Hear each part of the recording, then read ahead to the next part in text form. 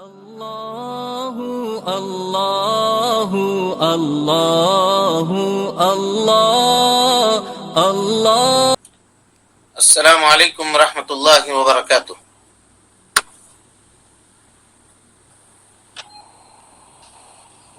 ان الحمد للہ نحمده ونستعینه ونستغفره ونعوذ باللہ من شرور انفسنا ومن سیئات اعمالنا من يهده الله فلا مضل له ومن يضلل فلا هادي له واشهد ان لا اله الا الله وحده لا شريك له واشهد ان محمدا عبده ورسوله. اما بعد فان خير الحديث كتاب الله وخير الهدي هدي محمد صلى الله عليه وسلم وشر الامور محدثاتها وكل محدثة بدعة وكل بدعة ضلالة وكل ضلالة في النار. محترم حاضرین، سامعین و سامعات، ناظرین و ناظرات، اصول ثلاثہ کے اس درس میں آپ تمام حضرات کا خیر مقدم ہے. اللہ رب العالمین ہمارے اور آپ کے مل بیٹھنے کو قبول فرمائے.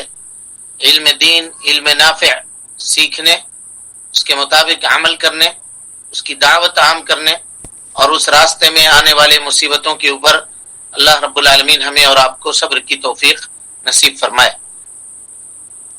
محترم حاضرین، سامعین و سامعات، کل کے درس میں ہم لوگ طاغوت کی یا طاغوت کے جو بڑے بڑے اقسام ہیں ان قسموں میں سے آخری قسم من حکم بغیر ما انزل اللہ، یعنی جو اللہ رب العالمین کے نازل کردہ شریعت کے علاوہ سے فیصلہ کرے، وہ بھی طاغوت ہے. یعنی یہ عمل طاغوتی ہے کہ اللہ رب العالمین کی شریعت کو چھوڑ کر کے دوسروں کے طریقے، دوسروں کے نظام اور دوسروں کے طریقوں کے اوپر فیصلے صادر کرنا اور زندگی گزارنے کے طریقے کو دوسرے لوگوں کے طریقوں کے موافق بنانا. اس سلسلے میں ہم نے کل آپ کے سامنے اس کی وضاحت کی تھی اور اس پر الحمدللہ اللہ کے فضل اور اس کے توفیق سے ہم سب متفق تھے کہ یہ ذمہ داری معاشرے اور سماج کے ہر شخص کی ہے. اگر ہر شخص اپنے اوپر اس قانون کو کما حقہ نافذ کرنے کی کوشش کرے اور اس کو نافذ کر لے تو پھر سماج اور سوسائٹی خیر کا گہوارہ بن جائے اور برائیاں یکسر سماج اور سوسائٹی سے ختم ہو جائے، برائیوں کا خاتمہ ہو جائے. اور یہ خاتمہ ممکن اسی وقت ہے جب ہر آدمی اپنی زندگی کے ساتھ یا اپنے دنیاوی معاملات کے ساتھ، اپنے جسم کے ساتھ اللہ رب العالمین کے بتائے گئے قانون کے مطابق انصاف کرے، قانون کے مطابق انصاف کرے. اس سلسلے میں ہم نے یہ کہا تھا کہ شیخ ابن باز، علامہ ابن باز رحمۃ اللہ علیہ کا ایک رسالہ ہے، ایک خط ہے جو انہوں نے امت کے نام لکھا ہے. اس خط کی افادیت بہت ہے، اسی لیے ہم چاہتے ہیں کہ شیخ الاسلام شیخ ابن باز رحمۃ اللہ علیہ کا جو خط ہے اس کو ہم آپ کے سامنے رکھیں. تھوڑی بہت تبدیلی کے ساتھ ہم آپ کے سامنے پیش کرنے کی کوشش کرتے ہیں تاکہ اس مسئلے کی وضاحت ہمارے اور آپ کے سامنے ہو سکے. شیخ ابن باز رحمۃ اللہ علیہ کہتے ہیں کہ یہ میرا رسالہ ہے، مختصر رسالہ خط کو کہتے ہیں، اور نصیحت ہے جو ضروری اور لازم تھی کہ ہم لوگوں کے درمیان یہ کریں، یہ نصیحت کریں. وہ یہ ہے کہ لوگوں کو چاہیے کہ وہ اپنے معاملات کے فیصلے اللہ رب العالمین کے نازل کردہ شریعت کے مطابق کریں اور اللہ رب العالمین کی نازل کردہ کتاب قرآن مجید اور جناب محمد رسول اللہ صلی اللہ علیہ وسلم کی سنت مطہرہ کو ترک کر کے، چھوڑ کر کے کاہنوں کی طرف یا اپنے قبیلے کے بنائے گئے نظام کی طرف یا چند لوگوں نے مل کر کے اللہ رب العالمین کی شریعت کے مقابلے میں جو نظام بنایا ہے اس نظام کے مطابق فیصلہ نہ کریں، کیونکہ جان بوجھ کر کے ایسا کرنا یہ اللہ رب العالمین کی شریعت سے روگردانی ہے اور ایسا کرنے والا اللہ اور اس کے رسول جناب محمد رسول اللہ صلی اللہ علیہ وسلم کا نافرمان ہے۔ شیخ کہتے ہیں اس کے بعد کہ مجھے امید ہے کہ میرا یہ خط یا میری یہ نصیحت کے جملے یا نصیحت کے یہ کلمات، یہ جو لوگ نہ جانتے ہیں ان کو سیکھنے کے لیے اس سے آسانی ہوگی، اور جو غافل ہیں جاننے کے باوجود بھی ایسا نہیں کرتے ہیں تو ان کو غفلت کی نیند سے جگانے کے لیے ہمارا یہ رسالہ کافی ہوگا۔ اور جو لوگ اللہ اور اس کے رسول کے نازل کردہ شریعت کے مطابق فیصلے کر رہے ہیں ان کو ان کے اس عمل کے اوپر استقامت اور اللہ رب العالمین کی دین اور صراط مستقیم کے اوپر قائم رہنے کے لیے معاون اور مددگار ہوگا میرا یہ رسالہ جو ہم نے یہ خط لکھا ہے۔ یہ شیخ کہہ رہے ہیں کہ مجھے امید ہے اللہ کے ذات سے کہ اس نصیحت کو پڑھنے والے لوگ اگر غافل ہیں تو وہ ہوش میں آئیں گے، اور اگر اللہ اور اس کے رسول کے فیصلے کو جاننے کے باوجود دوسرے فیصلوں سے یا دوسرے بنائے گئے راستوں سے فیصلے کر رہے ہیں تو اس کو ترک کر کے چھوڑ کر کے وہ کتاب و سنت کی طرف لوٹیں گے، اور جو لوگ کتاب و سنت سے فیصلے کر رہے ہیں وہ اپنے اس فیصلے میں استقامت اختیار کریں گے، ہمیشگی برتیں گے۔ اس کے بعد شیخ ابن باز رحمۃ اللہ علیہ کہتے ہیں ایھا المسلمون، اے مسلمانوں، جیسا کہ میں نے کہا کہ یہ پوری دنیا کے لوگوں سے خطاب کر رہے ہیں شیخ، کہا ایھا المسلمون لقد خلق اللہ الانس والجن، اللہ رب العالمین نے انسانوں اور جناتوں کو پیدا کیا ہے لعبادتہ، اپنی عبادت کے لیے۔ قال اللہ تعالی، اللہ رب العالمین کا قول ہے وما خلقت الجن والانس الا لیعبدون، ہم نے جنوں اور انسانوں کو محض اپنی عبادت کے لیے پیدا کیا ہے۔ وقال تعالی، اللہ رب العالمین کا قول ہے وقضى ربك الا تعبدوا الا اياه وبالوالدين احسانا، اللہ رب العالمین نے یہ فیصلہ کیا ہے کہ تم صرف اللہ رب العالمین کی عبادت کرو۔ یہ فیصلہ اللہ تعالیٰ کا ہے کہ تم صرف اس کی عبادت کرو۔ وقال، شیخ نے کہا کہ اللہ رب العالمین فرماتا ہے وَاعْبُدُوا اللَّهَ وَلَا تُشْرِكُوا بِهِ شَيْئًا، کہ تم سب مل کر کے اللہ رب العالمین کی عبادت کرو اور اللہ کی عبادت میں کسی کو شریک نہ ٹھہراؤ۔ اس کے بعد شیخ کہتے ہیں کہ حدیث ہے معاذ بن جبل رضی اللہ تعالیٰ عنہ کی، کہتے ہیں کہ میں اللہ کے نبی صلی اللہ علیہ وسلم کے ساتھ آپ کے پیچھے گدھے پر سوار تھا۔ نبی صلی اللہ علیہ وسلم نے پوچھا اے معاذ، کیا تم جانتے ہو اللہ کا حق اس کے بندوں کے اوپر کیا ہے اور بندوں کا حق اللہ رب العالمین کے اوپر کیا ہے؟ حضرت معاذ بن جبل نے کہا کہ اللہ اور اس کے رسول بہتر جانتے ہیں۔ نبی صلی اللہ علیہ وسلم نے فرمایا اللہ رب العالمین کا حق بندے کے اوپر یہ ہے کہ بندہ اللہ کے ساتھ کسی کو شریک نہ ٹھہرائے، اور بندے کا حق اللہ رب العالمین کے اوپر یہ ہے کہ جو اللہ کے ساتھ کسی کو شریک نہیں ٹھہراتا ہے، جو بھی بندہ اس کو، یعنی جو بھی اس کا بندہ اللہ کے ساتھ اس کی عبادت میں، اس کی الوہیت میں، اس کی ربوبیت میں، اس کے اسماء اور صفات میں کسی کو شریک نہیں ٹھہراتا ہے تو اللہ تعالیٰ اس کو عذاب نہ دے، اللہ تعالیٰ اس کو عذاب نہ دے۔ ہاں جی، یہاں ایک سوال ہے اس حدیث میں کہ کیا ہم اگر عبادت کرتے ہیں اللہ رب العالمین کی تو اللہ رب العالمین کی عبادت سے ہم اللہ کے اوپر یہ حق واجب کرتے ہیں کیا؟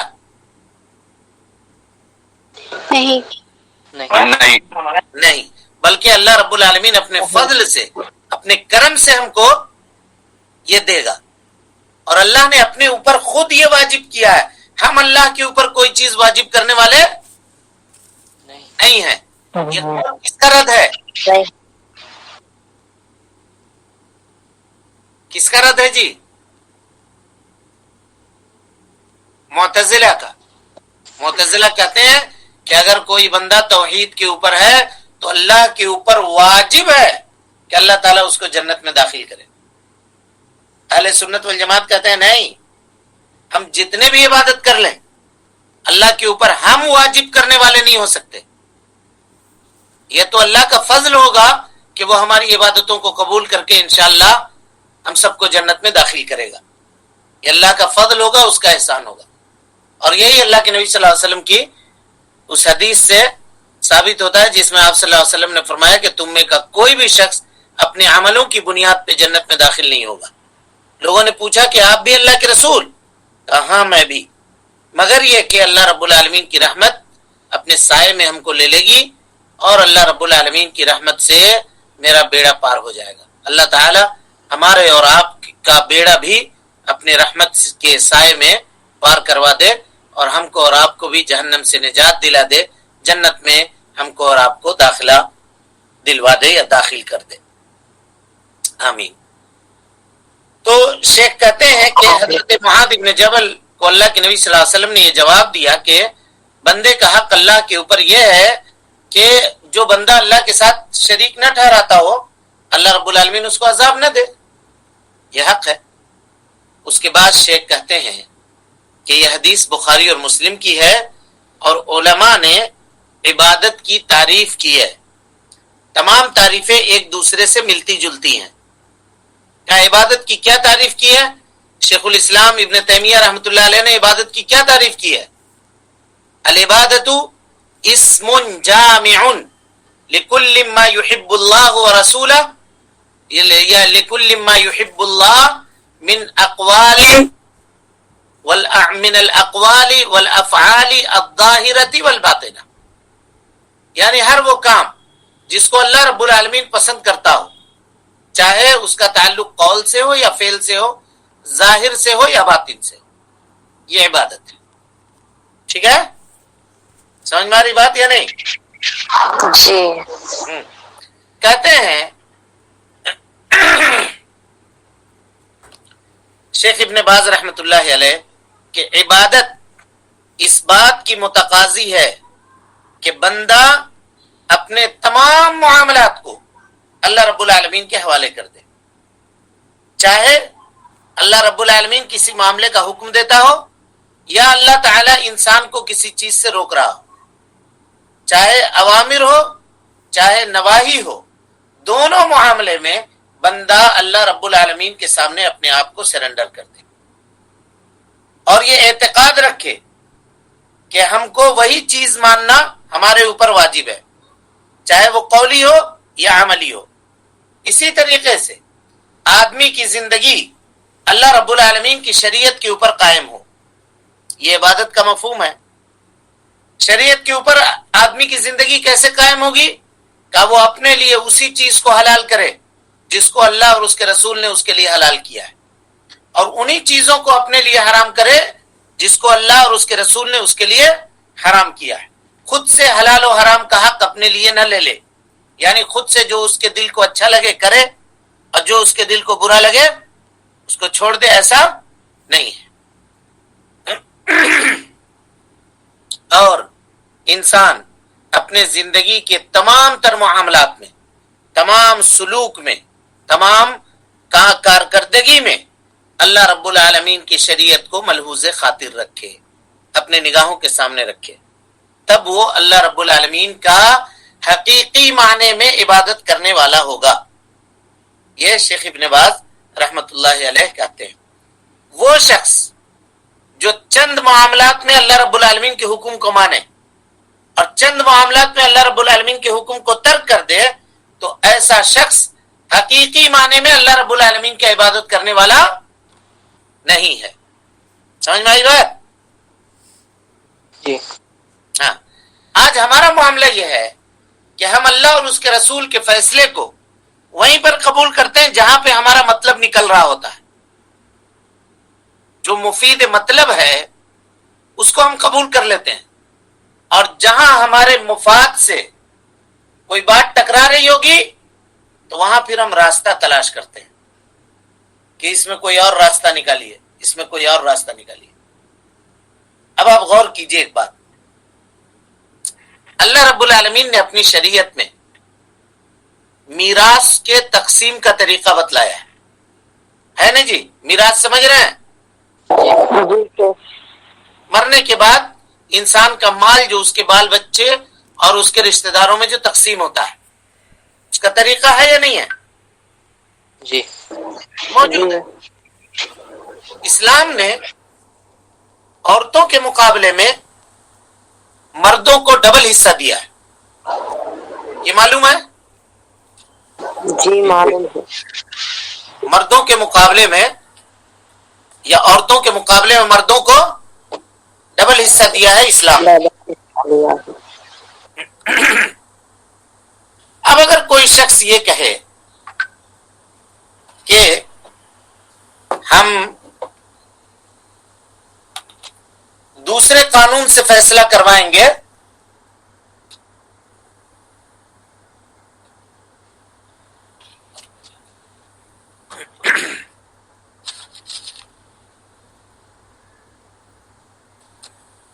جس میں مرد اور عورت کو دونوں کو برابر کا حصہ دیا گیا ہے، ہم اس قانون سے فیصلہ کروائیں گے، تب کیا کہیے گا آپ؟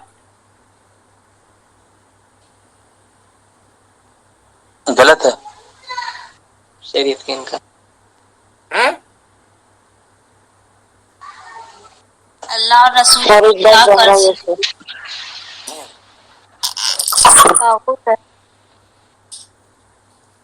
ٹھیک ہے. اسی طرح کا محتاط جملہ آدمی کو اختیار کرنا چاہیے. کہا غلط ہے، نافرمانی ہے نا، کفر ہے، ڈائریکٹ نہیں کہیں گے، ڈائریکٹ کفر نہیں کہیں گے. ابھی اس کے ضابطے آپ کے سامنے آ رہے ہیں، ہے نا. ڈائریکٹ ایسا کسی کے اوپر حکم ہم نہیں لگا سکتے، لیکن یہ کہہ سکتے کہ یہ کام طاغوتی ہے.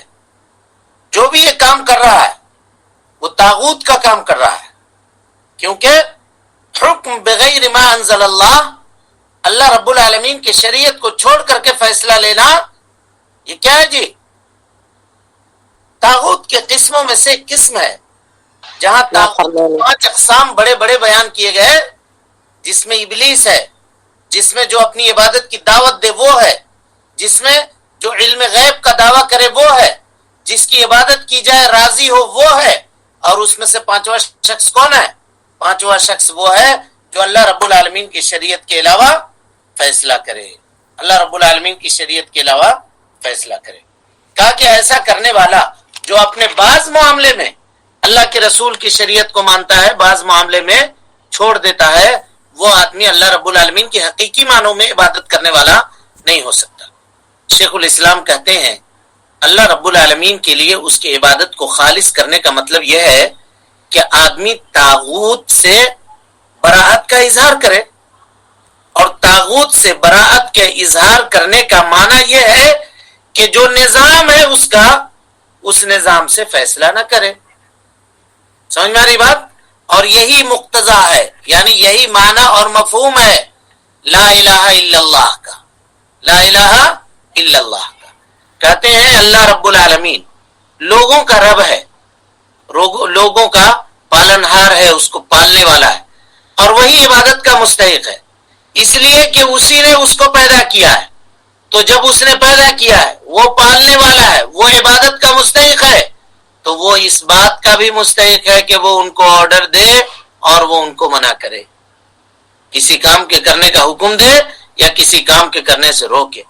کیونکہ وہی مارتا ہے، وہی جلاتا ہے، وہی مرنے کے بعد دوبارہ زندہ کرے گا، وہی پھر ان کا حساب لے گا، وہی پھر اس کے عملوں کا بدلہ دے گا. وہی عبادت کا مستحق ہے، اس کے علاوہ کوئی عبادت کا مستحق نہیں ہے. اللہ تعالیٰ فرماتا ہے الا لہ الخلق والامر، آگاہ ہو جاؤ کہ اللہ رب العالمین ہی پیدا کرتا ہے، اور جب اللہ پیدا کرنے والا ہے تو آرڈر بھی مانا صرف اللہ رب العالمین کا جائے گا، اس کے علاوہ کسی اور کی بات نہیں مانی جائے گی. شیخ الاسلام شیخ ابن باز رحمت اللہ علیہ یہاں پہ ایک مثال دے رہے ہیں، غور کیجئے گا. کہا کہ اللہ کے نبی جناب محمد رسول اللہ صلی اللہ علیہ وسلم نے اور اللہ رب العالمین نے یہود و نصارہ کے متعلق قرآن مجید کے اندر یہ آیت نازل فرمائی. آیت کیا ہے دیکھیے، کہ اتخذوا احبارهم ورهبانهم اربابا من دون اللہ. لوگوں نے اپنے احبار کو اور اپنے رہبان کو، احبار یہودی کے بڑے عالم کو کہتے ہیں اور رہبان نصارہ کے بڑے عالم کو کہتے ہیں، کہ ان لوگوں نے اپنے بڑے بڑے عالموں کو اللہ کے علاوہ اپنا معبود بنا لیا، اللہ کے علاوہ اپنا معبود بنا لیا۔ حضرت عدی ابن حاتم جب مسلمان ہوئے تو اللہ کے نبی صلی اللہ علیہ وسلم کے پاس آئے اور انہوں نے کہا کہ اللہ رب العالمین، اے اللہ کے نبی صلی اللہ علیہ وسلم، اللہ رب العالمین نے قرآن مجید میں یہ آیت نازل فرمائی ہے، اتخذوا احبارهم ورهبانهم اربابا من دون اللہ، کہ لوگوں نے اپنے علماء کو، اپنے احبار کو، اپنے رہبان کو اللہ کے علاوہ معبود بنا لیا۔ نحن لسنا نعبدهم، ہم ان کی عبادت کبھی نہیں کرتے تھے۔ یہ اللہ نے کیسے کہہ دیا کہ ان کی عبادت کرتے تھے؟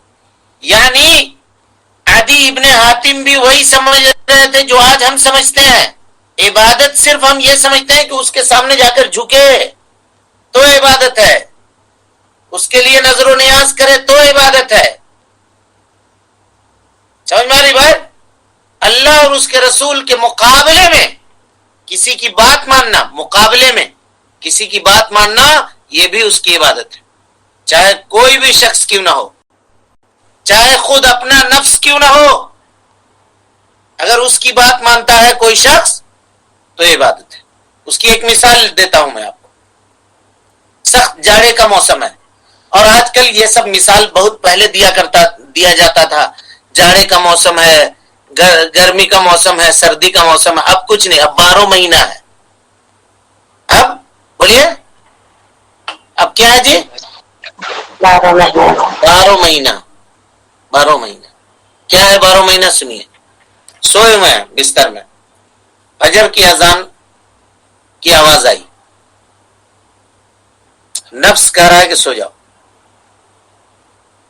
دیکھیں گے بعد میں، تھوڑی صبح اٹھ کے پڑھ لیں گے نماز، اور صبح اٹھ کے وہ پڑھتا بھی ہے، ہم یہ نہیں کہہ رہے کہ نہیں پڑھتا ہے، کسی کی نیت کے اوپر آپ شک نہیں کر سکتے، پڑھتا بھی ہوگا صبح اٹھ کر کے،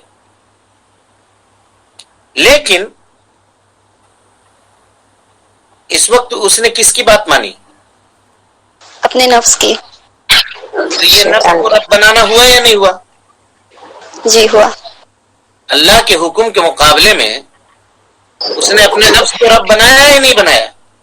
جی یہ آیت سورہ فرقان کی نازل ہوئی تھی، ارأیت من اتخذ الہہ ہوا، اللہ کے نبی صلی اللہ علیہ وسلم اس شخص کے بارے میں آپ کا کیا خیال ہے جس نے اپنے خواہش نفسانی کو اپنا رب بنا لیا؟ کس کو رب بنایا؟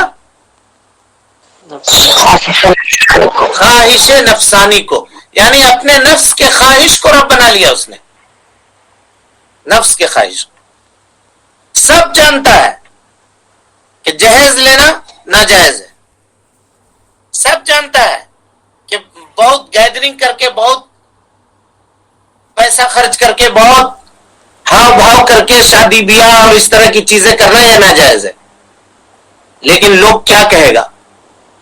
گاؤں والے کیا کہیں گے؟ معاشرے کے لوگ کیا کہیں گے؟ شریعت و سماج والے لوگ کیا کہیں گے؟ ہاں جی، یہ سوچتا ہے، سمجھ رہے ہیں؟ جی جی جی بے شک ایسے تو ہوتا ہے۔ تو یہ سوچنا کیا ہے؟ لوگوں کی عبادت۔ لوگوں کی مراعات کر رہے ہیں آپ اللہ اور اس کے رسول کے مقابلے میں۔ اور یہاں ایک بات اور سمجھ لیجئے، آپ کو ایک بات بتا رہا ہوں جی، بات جب آئی ہے تو آپ لوگوں کو، سب کو، دنیا میں نا زہد کا جو تکبر ہوتا ہے نا، وہ کبھی اللہ کو پسند نہیں ہے۔ زہد کا تکبر سمجھ رہے ہیں کس کو ہم کہہ رہے ہیں؟ کوئی سمجھ رہا ہے جی؟ نہیں۔ ہم لوگ کے سماج، سوسائٹی میں، معاشرے میں اللہ کا فضل اور کرم میں ایک ہوا چلی تھی ایسی، اور ابھی بھی ہے، نوجوان ہیں بہت سارے، مثال دے رہا ہوں سمجھیے، وہ شادی کیے، انہوں نے کچھ نہیں لیا اپنے سسرال سے، کام سنت کی شادی کی ہے۔ کس کی شادی کی ہے؟ سنتی شادی۔ سنتی شادی، ہاں سنتی شادی۔ اور اس کے بعد پورے گاؤں میں ڈھنڈورا پیٹ رہا ہے، ہم سنتی شادی کی، ہم سنتی شادی کی، ہم سسرال سے کچھ نہ لیا، ہم سسرال سے کچھ نہ لیا۔ اتنا بول رہا ہے کہ وہ بچی جس کو بیاہ کر کے لایا ہے وہ اپنے آپ کو بہت کمزور محسوس کر رہی ہے، خود اس کے گھر والے بھی نہیں، ہم اس کے باپ سے تھوڑی کچھ لیے ہے. گویا اس طرح سے وہ جتلا رہا ہے کہ لینا میرا حق تھا، ہم جان بوجھ کے چھوڑ دیا ہے. تمہارا حق نہیں ہے جی، تم کیا کہتے، تم کس بات کا احسان جتا رہے ہو؟ تم قرضہ دیے تھے اس کے باپ کو کہ چھوڑ دیا، معاف کر دیا.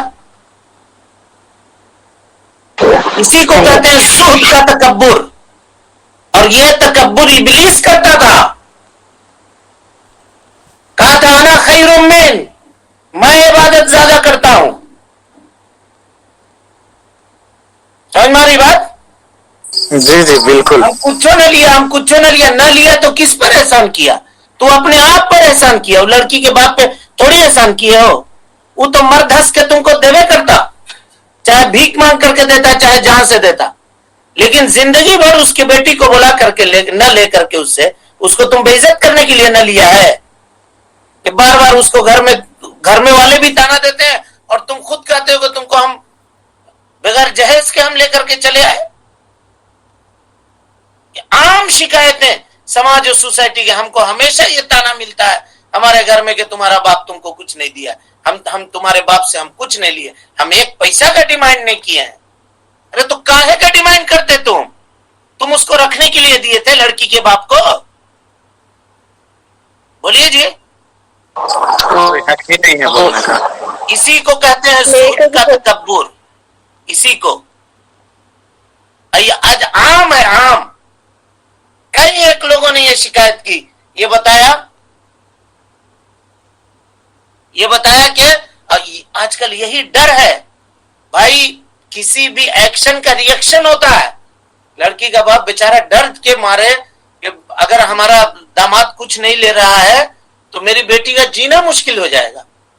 نہیں بھیا آپ لے لیجئے، ہم سے لے لیجئے جو لینا ہے، ہمارا جو حیثیت ہے ہم آپ کو دیں گے. نہیں، ایسا کیسے ہوگا؟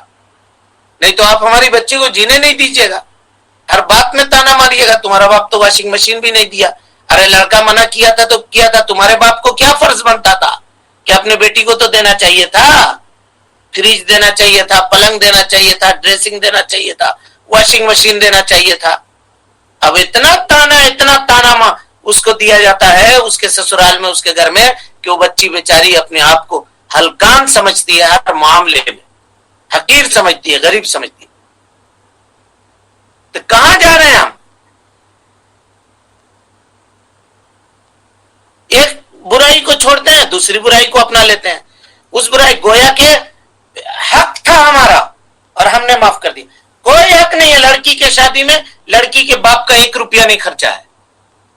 شریعت کے نظام سے، اسلام کے نظام سے آئیے گا تو ایک چرنی کا بھی خرچہ نہیں ہے اس کے، لڑکی کے باپ کا. سب لڑکے کے اوپر ہے، اور لڑکی کبھی اس خرچہ کا ذمہ داری اس کے اوپر نہیں ہے، کبھی بھی نہیں. لیکن آج کل پورے لڑکی والے کا ہی خرچہ ہوتا ہے نا شیخ. غلط ہے نا، غلط ہے. وہی تو اسی غلطی کی طرف تو ہم کہہ رہے ہیں، اسی غلطی کی طرف کہہ رہے ہیں. چونکہ اس میں نوجوان بیٹھے ہوئے ہیں جن کی شادی ہو چکی ہوگی یا جن کی ہونے والی ہوگی، تو کبھی بھی اگر نہ لینے کا آپ ارادہ کرتے ہیں تو کبھی بھی اس غرور میں مت رہیے گا، یا اپنے آپ کو بہت پارسا ثابت کرنے کی کوشش نہ کیجیے گا کہ ہم تو کچھ نہ لیا ہے یا ہم کچھ نہ لے رہے، ہم سنتی شادی کر رہے ہیں. آپ کا کوئی حق ہی نہیں ہے کہ آپ لیجئے گا. بھائی ہم کسی کو کچھ دیا ہے اور ہم معاف کر دیتے ہیں تب نا، چلو بھائی ہمارا احسان ہے تمہارے اوپر. یا کوئی چیز ہے یہ نہیں ہے تو احسان کی کیا بات ہے پھر؟ سمجھ گئے بات کو یا نہیں سمجھے جی؟ جی